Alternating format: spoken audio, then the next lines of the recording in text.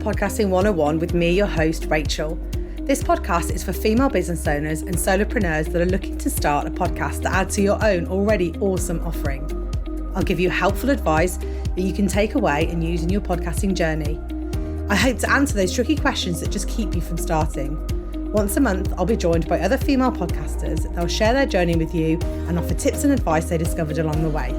Let's get started.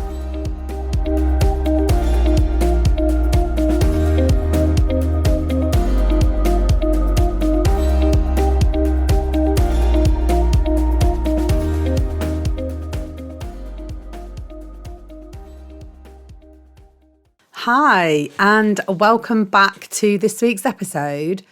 This week, I just wanted to give you some audio tips of how to get the best audio out of your guests.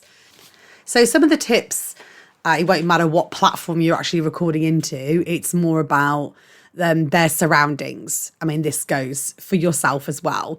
So recording in a room that is not, like fully tiled or your voice will just echo off something. You need some soft furnishings on the walls or maybe carpet to create a better sounding environment. That's why you sometimes hear people recording in their cupboard under the stairs or under their duvet or something like that. I'm currently recording in my kitchen. I'm extremely lucky in that my husband is a professional sound engineer, so he is really helpful to me when I need some extra tips. And this is recorded in the summer of 2022. And as you may all know, in the UK a few weeks ago, it was really, really hot.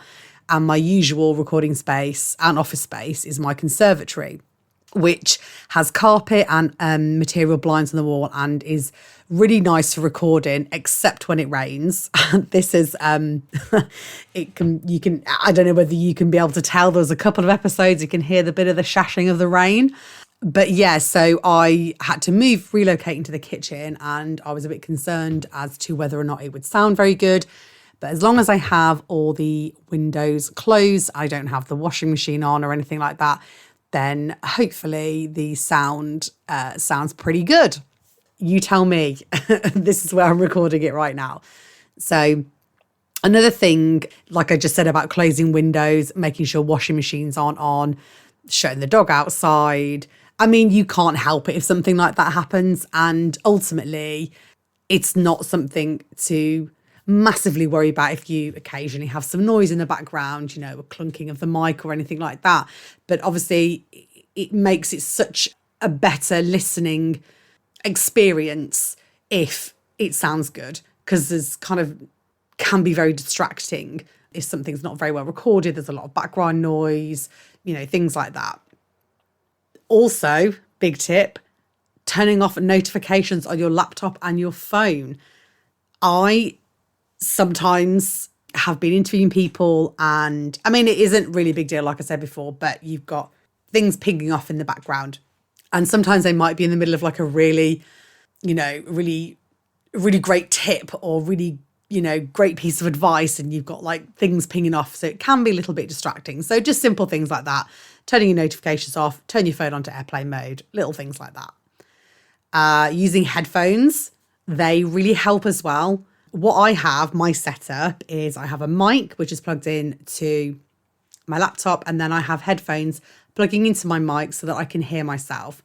I'll also hear myself if I ding the mic or anything like that. So that is one thing to be aware of if you do have a microphone that's standing on your desk.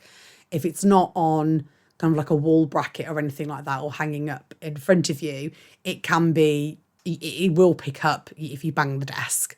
So I'm not going to do it now, but I have done it in the past. I now try to sit a little bit away from my desk and lean in a little bit to the mic so that I'm, the optimum range away from the mic to hear me. I've talked about this in a previous episode. You don't have to have an expensive mic or headphones for that matter to be able to record a podcast. If you can afford them, brilliant. It will make your life easier and it will sound fantastic. But it will still sound equally good if you don't have the money to spend on a microphone. So the microphone I've got is a Behringer microphone. I've mentioned it before. I can put a link to it in the show notes. I bought it off Amazon, and at the time, I think it was reduced to £50, which I felt was a really good deal for this type of microphone. And Behringer, like my husband has a lot of mixing desks and things that are made from Behringer, so it's a pretty good brand to use. I know the Blue Yeti mics are also popular with a lot of podcasters. Yeah, so it is worth, if you can afford it, to buy a good mic. But again, if you've got some headphones that are like the hands-free ones and you've got a microphone near your face, near your mouth, then they will work equally as well. And then, if you want to try out your podcasting for a little bit before you invest in the equipment, that is okay too. Don't let that be a bit of a barrier as well. So, as I mentioned before, there are different platforms which you can record your guests on, or your solo episodes. I tend to record my guest episodes on Zoom. Now, I have a freebie which you can download, which has my recommended Zoom settings on there for you, where you can check your levels, and you can also record 2 audio tracks. So when you finish recording and you press stop, you'll get sent the file by Zoom, and it'll have the video on there if you've enabled it, and then it will have the 2 audio tracks, and it'll have one together. If there is some background noise on, say for example, there's your dog is barking over what they're talking, if you have the 2 separate streams, you can easily get rid of that noise if it's not on their track. So that just helps a little bit if there's some noise on one of the tracks and it's over the top of somebody talking. Obviously, if it's on your track when you're talking, it's very difficult to get rid of. That's why, trying to reduce the chances of being interrupted and noise thing is the best way to combat that, as there is only so much you can do with a recording that's got noise on the same track as you talking. And there are other platforms like Riverside.fm, Squadcast, Zencaster. These are online studios that you can use to record. Alitu as well, you can record straight into, and also Anchor you can record straight into. I have only really used Zoom. It's been fine for what I've needed to do. Obviously, it can your Wi-Fi connection can be an issue here if you haven't got great reception. But seeing as the other platforms are also done online, if you have bad Wi-Fi, I think it would affect that recording as well. So as we all work online and we're online business owners, we rely on good Wi-Fi. I recently had to get fibre. Thankfully managed to get a deal for it, because Wi-Fi just kept dropping out when I was trying to upload files and everything, and it's just such a pain. So the settings for these, I'm guessing they're probably similar to some of the Zoom settings. You can adjust your mic. If you download the freebie, it's a little bit hard to explain when you're not seeing it. The levels of the mic. It's also got some in my download. I record my solo episodes straight into Audacity. So it's got a little guide so you can check your levels there, and just to make sure that you're not talking too loudly or talking too quietly in your microphone.